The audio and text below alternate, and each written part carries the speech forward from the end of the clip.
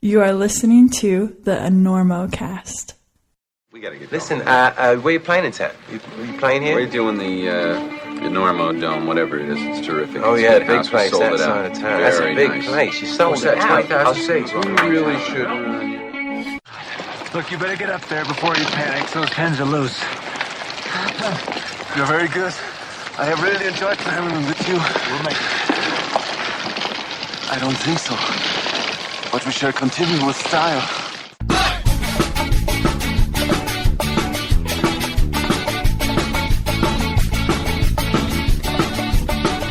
Bad weather.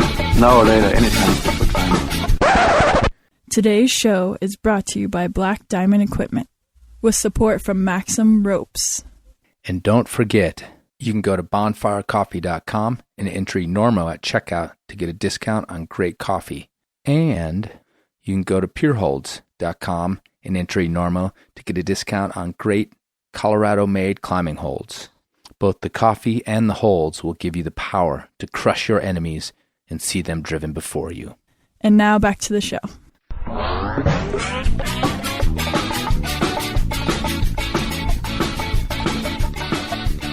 Hello and welcome to the Enormocast. This is your host, Chris Kalous. It is November 2nd, about 9:30. Daylight savings time, Mountain Standard. Daylight savings started this morning, which means the darkness is upon us here in North America. I'm not too stoked about that, but I'll get over it. This is episode 68 of the Enormocast. On today's show, Becca Skinner, Todd Skinner's niece. I recorded this one up at the Lander Climbing Fest way back in July, but I've been kind of saving it for various reasons. But when I saw Becca give a presentation up there to the opening crowd about dealing with the legacy of sort of the climbing family, the Skinner family, and dealing with the grief of losing her uncle, and a bunch of other things, she kind of knocked the crowd over, and I ended up persuading her to come on the show and talk about some of those themes, which we'll get to in just a little bit. And if you haven't noticed, it's raining women over here at the Enormocast. This is 3 in a row that I've had with women climbers.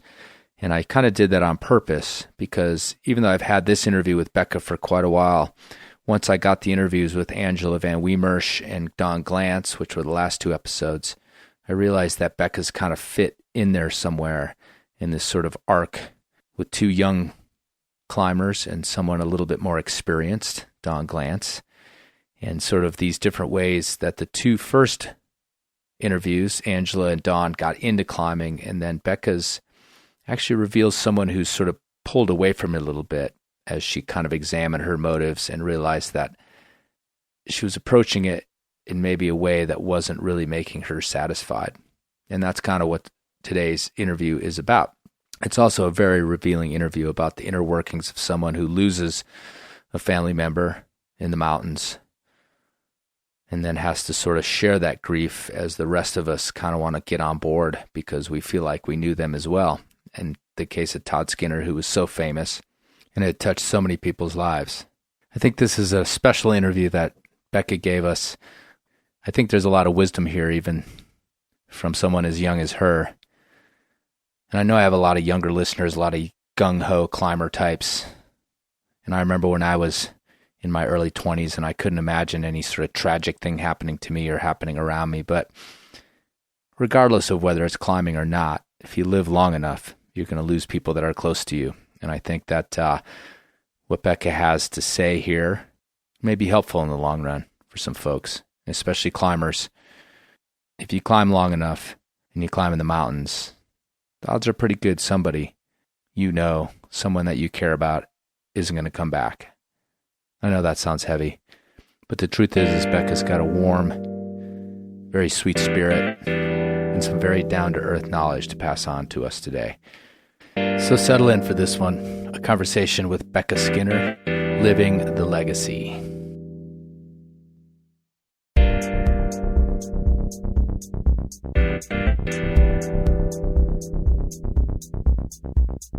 As you know, Black Diamond is a sponsor of the Enormocast. They help the Enorma love to flow freely into your ears, which is fine with me because I've used Black Diamond equipment since I started climbing, and we're talking back to the double axle Camelots, and hexes and things like that. I'll say one thing that I truly believe, and that the Camelot C4 is the best cam ever made. I'll go toe-to-toe with anybody on that one. But did you know that they make apparel now, too? Men's apparel, women's apparel. What is apparel? Well, that's an industry word for clothes. Jackets, pants, shorts. Everything you need for climbing, everything you need for skiing. So if you love their gear, and I know you have some already, because if you're a climber, then you've got some BD gear, and go check out what they're doing with the clothes over at blackdiamondequipment.com. So have a look, and thank Black Diamond for sponsoring the Enormocast.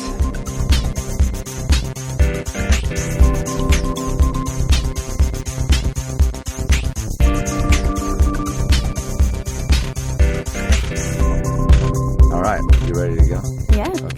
Okay, so Lander, still in Lander. I'm in the mobile studio with Becca Skinner, who's part of the Skinner dynasty up here in Lander, although you grew up mostly down in Denver, right? I did. I moved to Lander most every summer in high school. So I would almost claim Lander as my home over Colorado. So anyway, but I'm sitting in the mobile studio. See, at the end of the Lander climbing, or the International Climbers Festival, this is going to be the last one before I roll out of town. Becca is, in terms of climbing world, is the person we'll know is that your uncle, it was Todd Skinner. Yep, and that's correct. You are part of sort of, like I said, a family that was well known in this part of the world, not just Lander but Pinedale as well. Right. But also, internationally famous in terms of Todd's legacy in climbing. So, Becca gave a presentation at the opening ceremony for the Lander Climbing Fest. And I saw it, and I was just like so compelled by it, and ended up meeting you the next night, or no, later that night. Yeah, we brought you gasoline when you ran out. Oh, that's right. That's when we met. Yeah. Oh, that's right. I forgot we actually met when I ran out of gas up at Sinks Canyon in the RV, and called Chris Hampton, and Becca showed up with Chris to help out, giving us gas. That's when we met. I forgot. But anyway, later that night after the presentation, really late at night, I got you to sort of agree to maybe sit down, and that's how we ended up here. So I just mentioned this sort of climbing dynasty. You, your father was Todd's brother. Yeah, that's correct. And he also grew up here in Wyoming. Yeah, they all grew up in Pinedale. My grandparents, my grandfather had 5 brothers. And so the 5 of them started kind of a survival wilderness camp called Skinner Brothers. So, and that's right. It was right outside of Pinedale. It went under, but they all grew up in Pinedale, going to the camp and everything. In terms of a timeline, that's when those guys were fairly young. Right. Right. The family has this legacy of the whole cowboy climber thing. Right. And that's sort of like the basis of it. These guys were running like a wilderness camp supplied with horses, all that sort of thing. Yes. Yep. You were born in Wyoming or in Colorado? In Colorado. Okay. Denver. And how old are you? I'm 23. Okay. I just want to sort of frame this all in the history of it all. I mean, I don't think we have to worry about being some sort of spoiler, but one of the gists of your presentation was this kind of your connection to this legacy of climbing. And if sort of to sum it up, the feeling of maybe being expected to take part in this legendary kind of pursuit that your family was involved in, but at the same time not being, not finding yourself that compelled by it, but also feeling as though you had an important legacy to make your life something interesting and something adventurous. Right. Is that kind of like summing it up a little bit? Yeah, I think that's spot on. Yeah. And so when I heard that, I really was compelled, because as a climber who came to it after high school and a family who had no idea what climbing was, and we were, we had camping things and everything, but I grew up in the suburbs. It just occurred to me, like, I thought of this all the time once I moved to Colorado. I'm like, gosh, I wish I'd have grown up doing this. I wish I'd have had these opportunities. And yet, obviously, like all things in the world, if you're sort of expectations are put on you as a kid, and in particular as a teenager, it's not always like that comfortable of a thing. Right. Yeah. And my parents never pressured me to climb. It was something that I found on my own. I mean, we grew up doing it. But, sure. Well, can you tell me what that looked like in terms of, growing up, coming up here to Lander and being involved in climbing Sure. when you were younger? So I have two siblings, and my dad, well, both my parents are geologists, and so we were always outside. We were camping, backpacking, climbing, fishing, going to Skinner Brothers to visit my grandparents and my grandfather's brothers. But, I mean, we climbed for fun. It wasn't anything that no one in the family except for my uncle really did it anymore. My dad is much more of a mountaineer. Okay. But, no, we just kind of grew up in like a fun, relaxed setting, but we came up to Lander often because most of my family lives up here. It was a fun childhood. It was great, but that I was never pressured to climb. So, in your relationship with your uncle, with Todd, I mean, he's still climbing, even if your dad wasn't as much. Is that kind of was your conduit, was coming up here and climbing with him? Well, he traveled a lot, right. And so a lot of the time that we came to visit would be when he came back from expeditions. And I think really when we came up to visit, we would go, we would all have dinner, or we'd all sit around telling stories. And it actually wasn't really involving climbing at all, other than him telling us stories of these exaggerated stories, I have Sure. to say, but they were all sort of revolving around his climbing expeditions. I'm trying to get a feel for, growing up and your connection to this idea of adventure and all that sort of thing. I mean, is this like kind of where it's becoming instilled? Growing up, going outside, and then my grandfather was climbing in British Columbia and Yosemite in the 50s. Growing up with those photos and then hearing my uncle's stories, and this is what I talked about in my presentation, was really set a platform for me. Like, this is, I thought that's what everyone did, really, until I got a little bit older and my dad started coming into my classrooms to give presentations on his expedition to Everest. It was called Cowboys on Everest. And I knew what bivvying was, and I knew what crampons were, but no one else did. And they just thought it was wild, that someone would do that. But I think it's always been instilled when we were little to just go outside and explore images and stories we were hearing. So you're growing up down in Colorado. I mean, is this like straight up suburb kind of existence in terms of your school, in terms of your high school? Yes, yeah. Very suburbia. Right. Very suburbia. And how did you, do you feel like you grew up and fit in down there, or were you sort of having these sort of feelings of wanting to be here, wanting to be that, wanting to be accepted and all those sorts of things? I think it wasn't until I got to high school that I realized how different my childhood was from most other people's childhood. I mean, we grew up in suburbia, but my parents took us up here rock hunting on the desert. It was our vacation. And we never went to Hawaii or, any other beach place. And so I think in high school I realized that I fit in way more, or I had such more of a passion for this kind of lifestyle. I think in high school is when I realized that I tended to gravitate towards Wyoming more than suburbia. And what years were you in high school? I graduated high school in 2008, so 04 to 08. Okay. Well, I started climbing more seriously. I developed more of an interest in it while my uncle was still alive. So pre-2006. Sure. I thought it was really fun. I started competing. I was spending most of my time at the climbing gym and at school. Then I don't think the pressure it was all internal pressure, but I don't think the pressure to be a climber came until after he died. Okay. So I liked it just fine, competing and being recreational with it until after the accident. Todd's impact on climbing, if you're into climbing, and especially late 90s, early 2000s was ubiquitous. And obviously you probably understood he was a famous climber. Were you into climbing enough to realize just who he was in terms of the world of climbing, or was he like your uncle that was like a good climber? Oh, yeah, absolutely not. I had no idea who he was to the climbing community until after he died. And sometimes I would tell people my name and they'd, kind of gasp or ask, "Are you related to Todd Skinner?" And I just thought, oh, yeah, yeah. Right. He's my uncle. He's my uncle, right. And that was always how I knew him. He never talked about his biggest accomplishments as a climber. Sure. When we were around. He just made us do pull-ups on the rafters.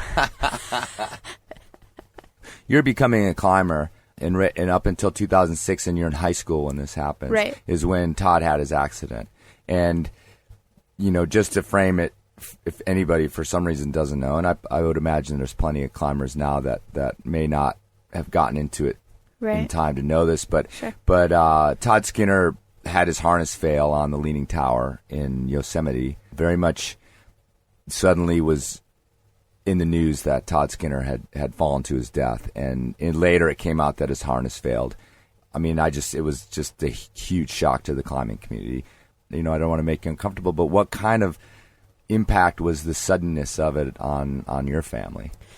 Well, I think personally, I always, whether I was conscious of this or not, I viewed him as being invincible. He had been in hundreds of desperate situations before that he was able to talk his way out of, and that's very different than a harness failure, obviously, but in my mind he was invincible. And so the suddenness of it and the way that it happened, I think, I hated climbing for a long time after that. And my dad was he wasn't climbing a lot before that happened, but he doesn't really have an interest in it anymore. And I assume part of that is because of the accident. But still, I'm the only one in my family who's gone back to Yosemite. Well, I kind of am curious because, within climbing and mountaineering in particular, and if your dad had, some experience on Everest, we obviously all accept risk within what we do because, and you can argue about, well, it's more risky to drive on a highway and all that sort of thing. However, one of the appeals of the sport is the risk. Right. It's thrilling to be off the ground, even if everything is safe, or supposedly safe. It's the thrilling part of it. So in my experience and in my life, when people I've known have died in the mountains, there's at least a small part of us, I think, that is a little bit prepared for it. Sure. And so I was kind of wondering if at least within your family, with your grandfather, is he still alive? He isn't. Okay. No. But a family who is aware of the risks, was there any of that, or was it just like any other family, like this is too much, or we're going to find a way through this, but not necessarily accept it right away or anything like that? I think it was maybe confusing for me because I was only 16, and so I guess I can't really speak to the rest of my family. Sure. I'm sure there was some acceptance of what he was doing was always dangerous, but it also made him really happy.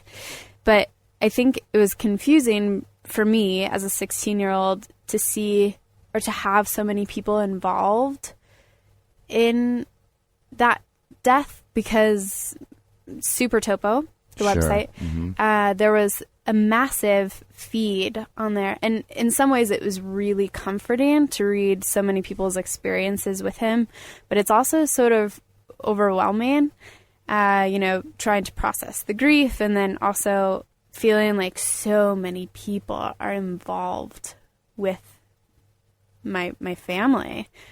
It's interesting you put that into words, because it's something that I've thought of in the past, is that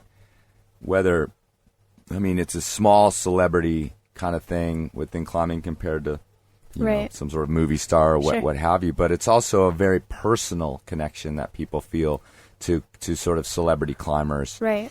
going back to something I've talked to over and over again, is a cool thing is that we can hang out with these celebrities and these people who said they shared experiences with them. It's because, if you went to Waco in the 90s, you climbed right next to them and talked to them about it. And, in a way that you can't do that with other sort of celebrities. So this connection, I mean, like you just said, I guess it's comforting, but also, I mean, it's probably feels super invasive.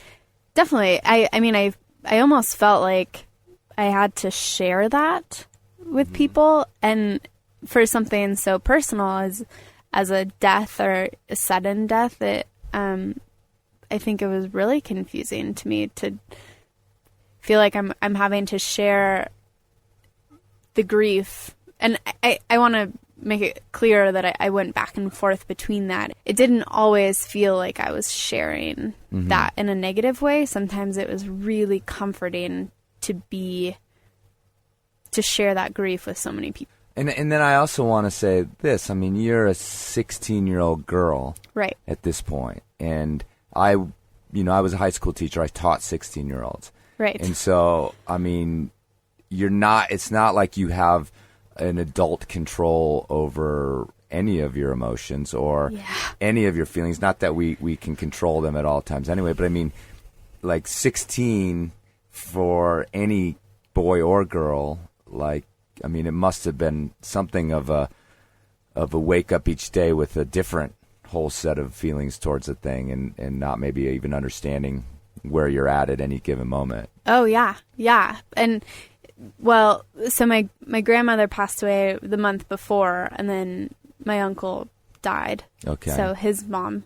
And then my uncle passed away in October, and then my grandfather in December. So it was a pretty massive hit on the family. Oh, I had no idea that the other two were so close. Yeah.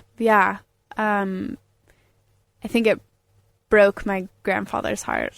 But to be 16 and have all of these deaths to deal with, I think it forced me to grow up really quickly in ways that I'm still trying to figure out. But it also made me really appreciative, and I kind of, I don't want to say I totally snapped out of being an angsty teenager, but it really changed my relationship with my family in a positive way. I'm grateful for. Yeah, right. And like the tone in your voice speaks to what I'm talking about like, well, I'm grateful for this thing, but it's tragic. Don't get me wrong, Right. And another thing you said that's occurred to me in the past is about this, this feeling of not wanting to share your grief, and which makes it seem as though it's something you want to hold on to. Yeah. And I think that's a really confusing feeling as well. Definitely. And, again, having some recollection of what it was like to be a teenager, even though it was, a long time ago. I mean, that it's like he was mine. Don't pretend you're supposed to grieve over him because you didn't really, I don't care if you climbed next to him in Waco or not. You don't know who he was. He was mine. Right. You know what I mean? Like, yeah. And that then probably makes you feel sort of the next day bad for feeling that way. And I found that grief and losing somebody can make you, just topsy-turvy in terms of guilt and in terms of how you're supposed to take care of it. And I've been to these memorials, and I can only imagine you probably went through a few because that's what climbers do. Right. And, I've stood back from those and realized that I've spent half the time here at this memorial laughing and carrying on and like with my friends. And then I'm like, well, wait, what am I supposed to be doing here? Am I supposed to continue to feel bad? Am I supposed to, am I making too light of this right now? Because, and it's such a confusing thing anyway. And then to put that into the brain of a 16-year-old girl, like, I mean, it must have been some sort of psychological experiment that was happening inside of your head. Yeah, it definitely felt that way a lot. A lot. and he had kids too. He has kids. Sure. Who were pretty young at the time, and so we have always talked about him. After the accident, we've talked about him a lot, probably almost every day. He's still very much a part of our conversations, which is great. I mean, we all really miss him, and it's fun to tell stories about him. He had some great life experiences, but in a way, yeah, it's almost grieving over and over again in different ways. Well, here we are talking about it, and now I'm starting to feel a little guilty, and I'm really glad that you're here talking about it because, I mean, I think it's useful.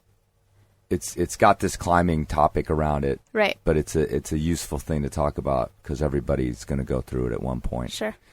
But what you just said reminds me. I mean, the Lander Climbing Festival, why I'm sitting here with you, is in a lot of ways become something of a yearly tribute to Todd, right? Because he was involved in starting it. I think it was kind of sort of his idea to begin with, right? And as it's ebbed and flowed, and it's definitely flowing right now. Each year in the last few years, it's gotten bigger. We come up here and people are talking about him, and right. people are sort of reliving this whole thing. So here's that presented to you every year, right? And once again, you're sharing him with all of us, yeah. And in some ways, I really look forward to that because there's a lot of people in my life that didn't know him. And so coming here, either people knew him or, idolized him and want to hear stories about him. But I leave exhausted emotionally and physically. But, I think it also takes a lot out of the family to talk this much or be reminded this much with people that knew him so well. And I think miss him I don't want to say at the same capacity because that doesn't sound fair, but I think people understand, a lot of people here understand the amount, the huge presence he had in all of our lives.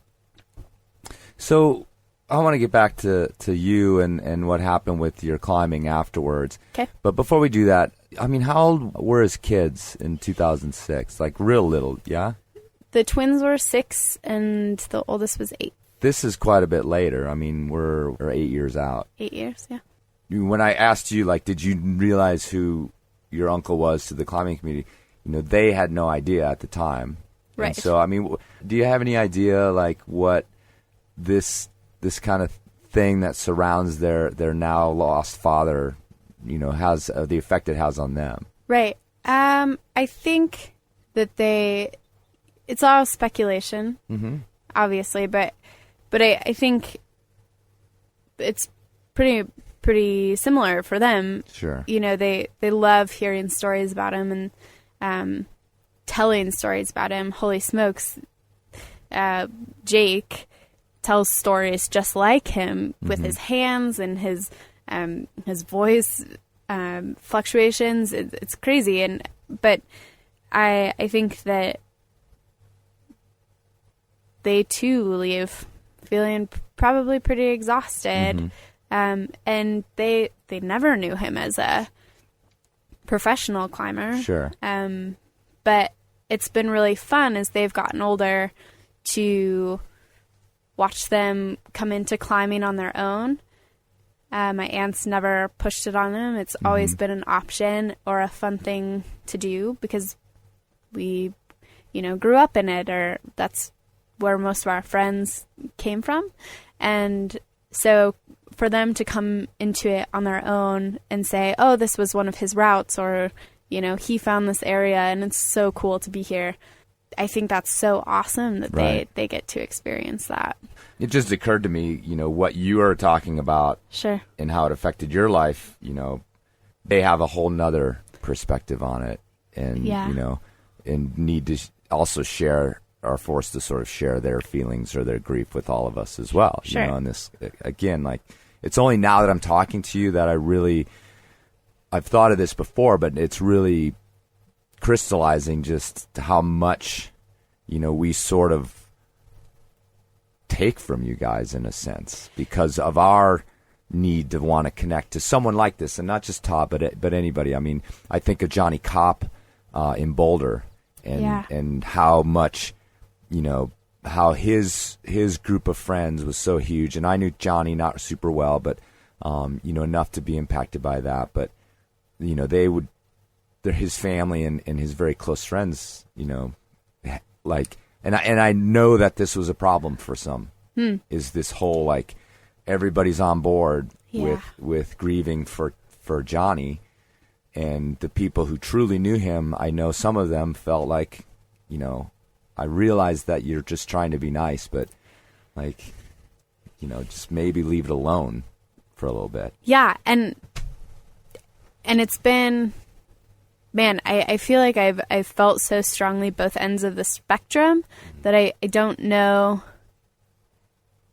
I think it probably depends on the situation and who's sharing that grief, because it's also been so comforting at times to walk into a place and have someone, I mean, when I move somewhere new, because I often do, the first place I go is the climbing gym, and if I can connect with someone through that, it's almost comforting, or, it almost helps, because it doesn't necessarily feel like a surface level. Sure.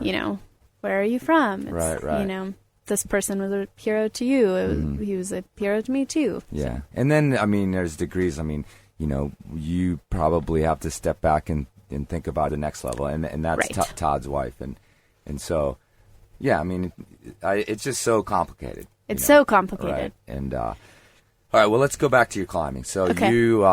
So Todd dies 2006. You're in high school. You were into climbing. Now, you mentioned earlier in the show here that it wasn't only till after he died that you started to feel some sort of pressure to be some type of climber that maybe you didn't want to be. Yeah. And can you sort of explain whether that was external, internal, and how that sort of came about? And maybe it's mixed with all this stuff we were just talking about. I remember very clearly, immediately after finding out that he died, I told my parents, I'm never going to climb again. I said, that's it. I hate it. And I did. And I really felt like it stole that from me. It stole him from me. And so I stopped climbing for a while. And then I think it was 100% internal when I realized that no one in the family was climbing, and that was such a large part of our lives and what we love, that I felt like, well, I'm the next Skinner in line. And I thought of it almost like it was my duty to keep that going. And so I started competing and really forced it. And I've never really been that great of a climber. I love it, but I'm not a V10 climber. My uncle and I are very different. But yeah, I felt like I needed to keep that going because no one else was. Well, and it may not have been any sort of overt pressure from outside, but at the same time, like I said, that we all wanted to sort of be a part of the memorializing them. We also probably were wondering about, are his kids going to climb? And they're young, and sure. And I actually, when I first heard your name, I thought you were his daughter, because I knew there were kids that were about that age. Right. It didn't last long, but I just in passing, I thought. And so I can only imagine if people were asking you if you climb, if they found out Todd was your uncle or whatever. Like, yeah. So whether we were like, you have to climb, or just the expectation of it, it couldn't. I mean, I'm just saying it wasn't all in your head. Like we. And I say we, the sort of greater climbing community, sure. We want it to be this dynasty, this legacy, this right. thing that, we're all waiting. Tommy Caldwell's kid's already, he's like 1 or something, and it's like, he's going to be the greatest climber ever. Right. So, yeah, I mean, absolutely. and we're mostly joking, but, when a kid turns 12 and 13 and 14 and 15, you know, we think is very off the cuff, not really pressurizing them. They internalize things that they hear and say in ways that you can't even imagine. As a teacher, I just realized, like, you can make an off the cuff comment that is light and joking, and you know, you find out a year later that this young person like internalized it to the point of like obsessing over it. Right. So. And I think that was part of the 16-year-old trying to deal with grief and emotion and being 16. That was probably just one added thing to the confusion. Sure. And so what did this look like? You said you started to get into competing and trying to be this climber to a certain extent, realizing that, you know, you're a good, competent climber, but are not going to maybe make it to the best. Right. You know, and your uncle was the best at a lot of things that he did. And, so what did this look like in terms of as you started to realize that you weren't really happy with it? Well, I think that there were kind of a series, and I think the Yosemite example that I talked about in my presentation. Yeah, let's talk about that then. Okay. I think there was a series of kind of desperate situations where I was suffering and climbing maybe a little bit more than like past the point of having fun. And I was like, I really don't think I love this, but I feel like I need to do it. And in Yosemite, I thought that I wanted to climb big walls. So I was training for the south face of Washington column with a friend of mine. And this is just last summer. So, I mean, still to this day, I think now it's probably my ego that's getting in the way, and maybe not that expectation that I'm supposed to be a climber. But I was going to climb the south face of Washington column, and I got to the valley and realized that I just felt so bitterly unprepared, and that maybe I really didn't want to climb big walls. I liked the idea, and I think that was probably that was solidified as I was jugging up the fixed lines under the Salathé, and just the act of jugging was enough to make me think that maybe big walls wouldn't be in my future. So you were gonna, what you said that someone talked you into just jugging the lines up to the heart ledges, about 10 pitches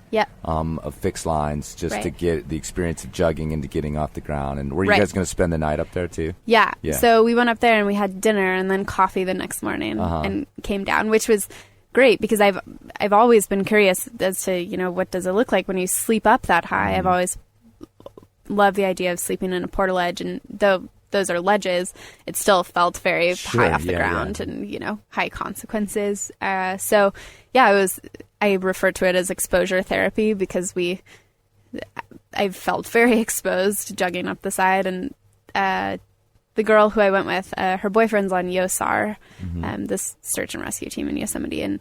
And both of them live in Camp 4 and are very quick at jugging. And so it wasn't their fault that they left me alone on the side of El Cap, you know, jugging by myself, trying to figure out how to get my system right. And they were very encouraging, but that just probably added to the fear and the desperation of like, oh, this isn't my path. Why do I keep pushing it? But it ended up being really great for me as a photographer to be up that high and to change my perspective and get to sleep 1,400 feet off the ground. And do you think like you were feeling this, or, you know, like, oh, you know, she grew up climbing with Todd, like she knows how to do this, like she can do this? I was very clear to both Jez and Shane that I had very little experience jugging. I think I had jugged twice in my life, and it was a free hanging rope, and that was jugging on, you know, jugging in open space is much different than jugging up slab. Sure. No, they were very aware of my lack. Well, so emotionally, you said earlier in the show, you were the first one and the only one in terms of your immediate family that's gone back to Yosemite. Right. YOSAR, you know, was originally very involved in obviously going and finding Todd's body and also investigating what happened and coming up with the explanation. Did that weigh heavily on you, or were you able to just, Yosemite, it's another place that he climbed and it just happens to be where he lost his life? No, it weighs heavily on me each time I'm there. I still can't really look at Leaning Tower. It strikes a chord in me that,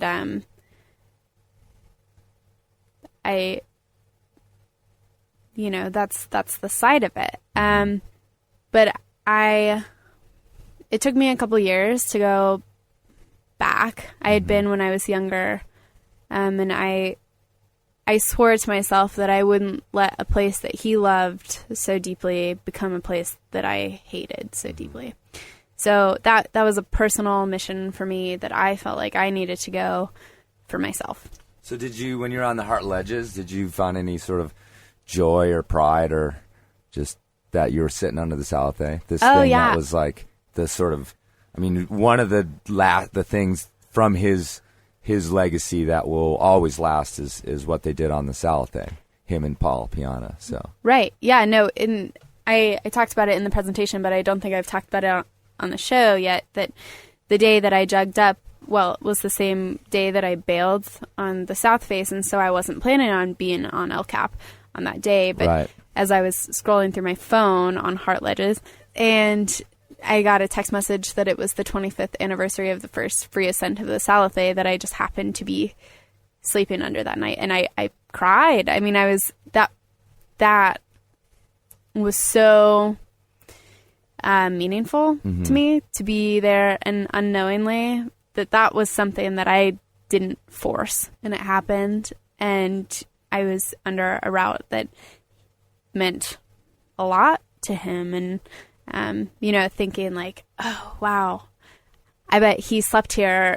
He stood on these ledges too. That's really, it was a connection for me that I miss him a lot. But in those moments, it wasn't even like I missed him. I was like, that's his spirit. I felt that. There have been a couple times in my life where I just felt like his spirit was just, he's cheering me on. So you're on El Cap. You were just a little bit explaining.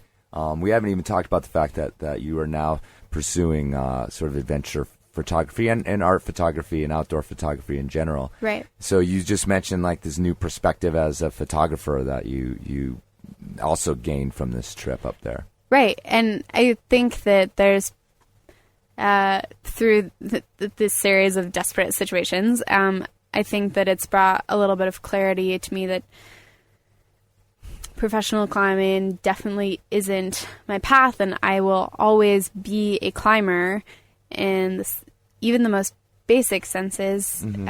That's how I connect to people. But the photography is great because I can use climbing as a tool, and that way I can still have both, but I'm not pushing, I don't need to be necessarily training to climb a big wall, but I'm training to photograph people on a big wall, which I love, the combination of the two. But your photography has gone on, it's way beyond just climbing. I actually kind of edited myself just there when I said adventure photographer. Yeah. What I've seen here at the show is not adventure photography. So right. Tell me about that. You mentioned being in college and dropping out, having a realization that you were gonna pursue photography. Definitely outdoor, definitely bent towards adventure and that sort of thing. So, and you also mentioned how that in your mind is this expression of an idea that your uncle and your family sort of promoted, right? Of, living this life that's sort of bigger than just your circumstances. And even if it's not just climbing, but to sort of, we talked about earlier about your feeling of having to be the legacy climber, but you do have a feeling, and you have been taught to sort of live a life beyond, like I said, your just everyday circumstances. When I think about it, I don't really feel like anyone in my family is average. And again, this is probably an internal thing, but I've always had a mission to never be average, or to never settle for something that I'm not totally happy in. And my parents recognized that when I was at school. And I think that in combination with the lifestyle that they are very familiar with, said, okay, drop out of school if you don't feel like it was right. I started shooting photos actually because I realized this later. My parents gave me a camera for my graduation gift from high school. And I was 17 when I graduated, and so it had only been a year after all of those deaths. And I don't think I realized it at the time, but photography was a way to stop things, to capture an image. And I think at the time, everything was moving so quickly for me. It felt like everything was moving so quickly that being able to stop a moment felt like this novelty. And so I just continued shooting photos because I liked it, and I was putting stuff on Facebook and people were responding really well to it. And then I kind of offhandedly, while I was still at school, applied for a grant, a project to go document 5 years post-Katrina. And that's really where my photo career started, is I won that grant based on a portfolio submission. And I went and documented. And then I applied for a Young Explorers grant through National Geographic and won that to document post-tsunami in Sumatra. So I was living in Sumatra. And that's really where I got my career started, but I don't think that I'm maybe necessarily a photojournalist. I think I am a photojournalist in the outdoor. I use the term adventure very loosely. Right. But outdoor adventure sense. I prefer to tell people's stories that way. So right now, I'm shooting freelance. I was interning at Patagonia last summer in the photo department, which was really awesome. And I have a climbing trip to Ecuador planned for, well, hopefully. Expeditions are often fall through, but a climbing trip to Ecuador for a volcano to do volcanic research with a team. And then next year, a group of girls and I won an American Alpine Club grant to go to Baffin Island to do 2 first ascents, and I'm the photographer on that expedition. Have you gotten your jugging kind of wired down a little tighter yet, or? I think I'm gonna have to practice a few more pitches before we go to Baffin Island. Yeah, it might be a good idea. I'm just saying. Yeah. Thanks, Chris. I can't let you go though. Now that you just brought up Katrina and Sumatra.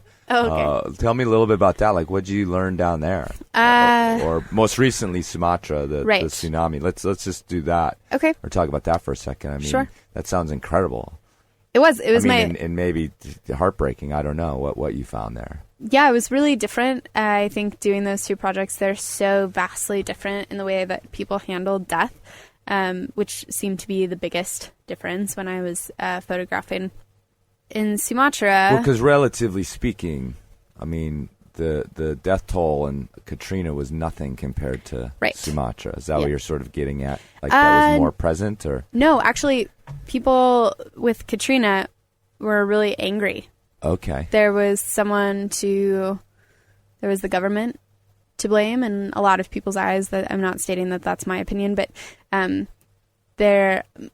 I would say majority of the people I talked to down there were angry. Mm-hmm. And the failure of the dikes and the fact that the city it's undeniable. That the poor parts of town, were the ones that got wrecked. And exactly. Okay. So when I was there, I kind of just assumed that when I would go to Sumatra, which was my first trip out of the country, which was pretty wild, I just assumed that Sumatra would be the same. They treat death completely differently. It's 99.9% Muslim in the place that I was. I was in Banda Aceh, the northernmost province, and the province that was hit the hardest. So they said, if Allah, that's what Allah wanted, and so those people were meant to die. Mm-hmm. And they claim that there's no post-traumatic stress due to that natural en disaster. masse anyway. Right. Because of their religion. Sure. So it was really vastly different. Katrina, once you go outside the city, at least when I was there 5 years post in 2010, the city was still destroyed. There was black mold everywhere. It was probably 1 in 4 houses being lived in some of the places that I was going to.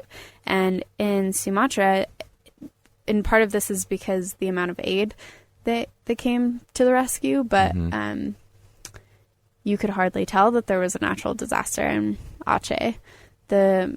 Most everything had been rebuilt, and we had to kind of search out places that were still affected by that or hadn't been torn down. So they were totally different, but cool projects. You mentioned religion having something to do with sort of personal acceptance of it. What else though? What other? What was the difference? What's going on there in terms of? Do you think, and maybe just in what you documented, why not? Why was essentially maybe not quite third world, but probably close. They turned it around to a certain extent, and I know this continues to be a problem. Things just even now, even 4 more years later, are sitting down there waiting to be rebuilt in, the wealthiest country in the world. Right. What is your perspective on? Did you walk away with a deeper understanding of what the difference was, and did it change your attitude about how you sort of interact with the world? Yeah, I've never been a part of a natural disaster, knock on wood. So it's interesting being a part of both of those. I feel so much a part of both of those disasters, but not having been in them nor having lost anyone in them. It's sort of this removed perspective. Right. And I came away from Sumatra with actually kind of a tainted view of aid work.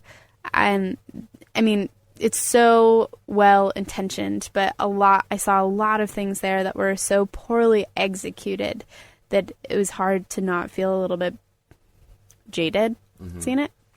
Yeah, the religion, it's interesting because I was studying social work in school, and so that was really interesting to me. And before the tsunami, Sumatra, Aceh was actually immersed in a really brutal civil conflict for 30 years, and the country was virtually closed to tourists because it was just so dangerous and war-torn. And so when the tsunami happened, it created a peace treaty. Both parties said, we've lost so many people, we need to come to an agreement for this. And a lot of it was over natural resources and religion. And so I think that's a massive difference too, is there was this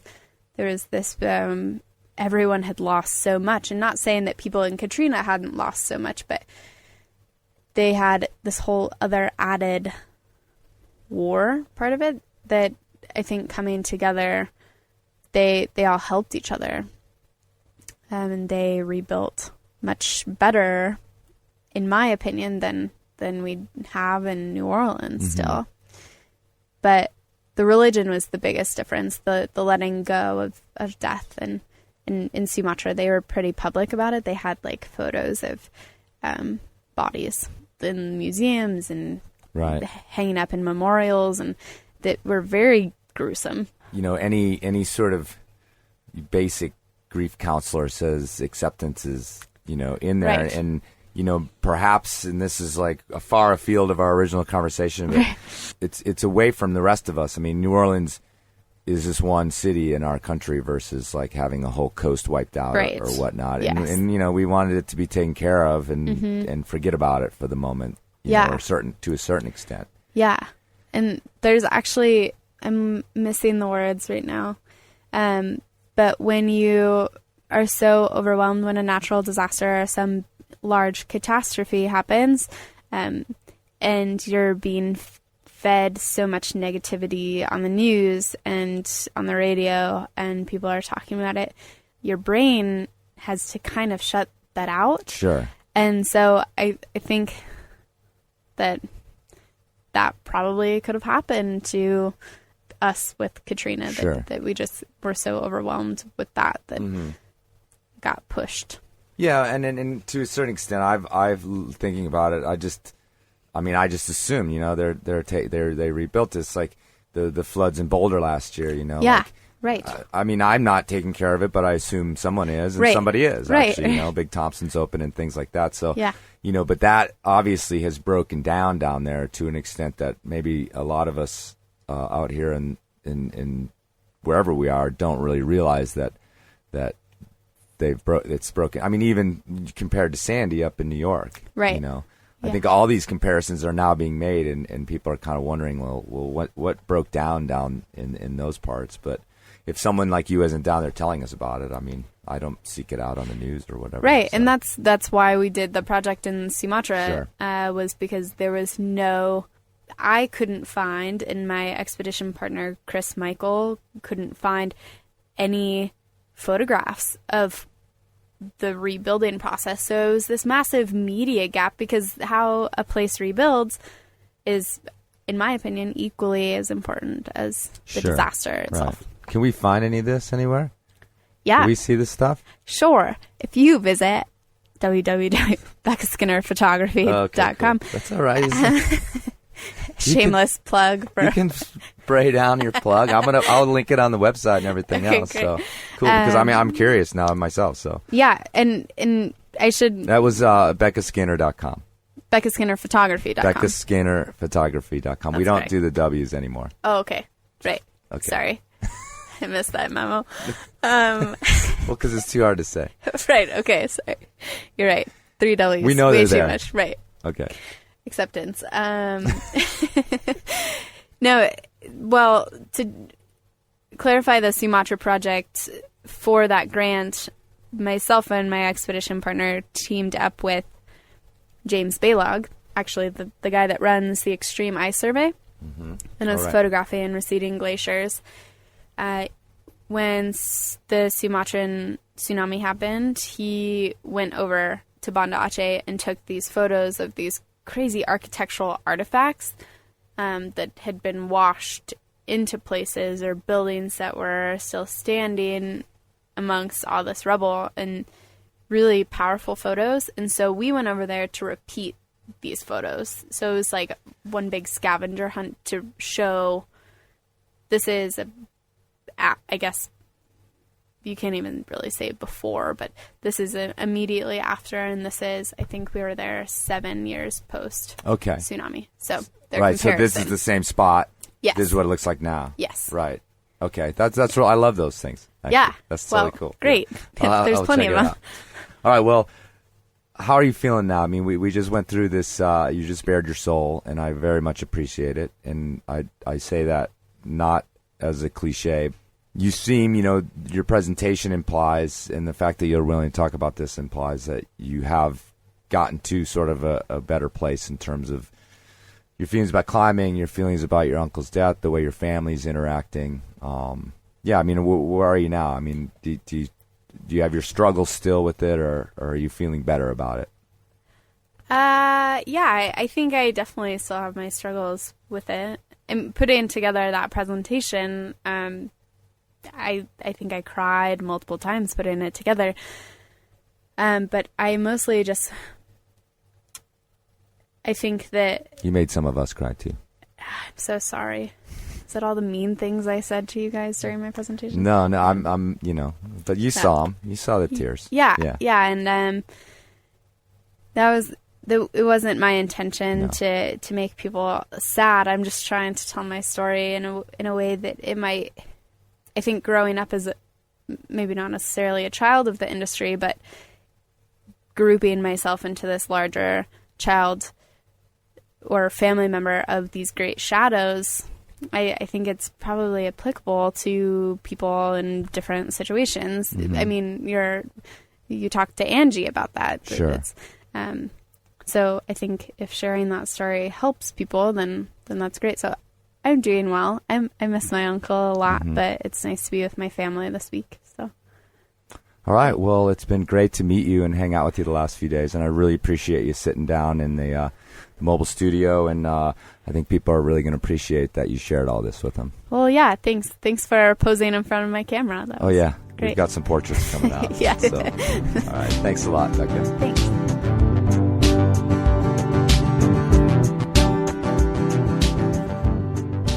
All right, thanks for listening, everybody. And I want to thank Becca Skinner again for coming on and being so open, so well-spoken about what she went through and what her family went through. And the irony of the fact that I was, again, asking her to sort of relive it was not lost on me, and I appreciate that she put up with that and was willing to come in. So if you guys dig the Enormocast, remember there are plenty of ways to help out. I did beg for donations last time and got quite a few, so I want to thank everybody who clicked in and kicked down. There's a donate button on the website, enormocast.com, but there's also a help out tab. We've got a bunch of other things you can do to help the podcast. Just do a little work on the internet for me, spreading the word, hijacking the iTunes algorithm somehow. Go over to enormocast.com and check it out. And as the darkness descends upon us, each day getting shorter, shorter, do not go gently into that good night, but fight against the dying of the light. And also don't forget to check your knot.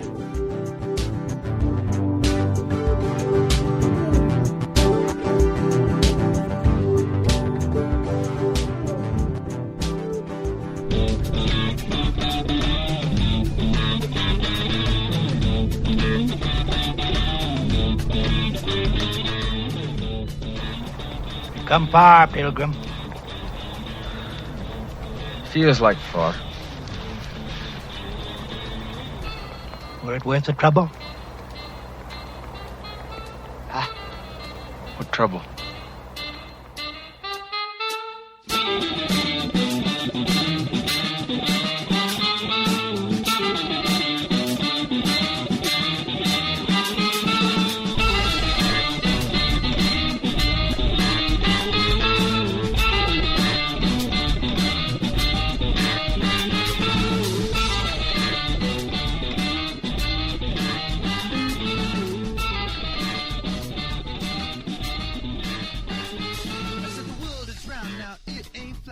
The teachers told me that's where it's at. So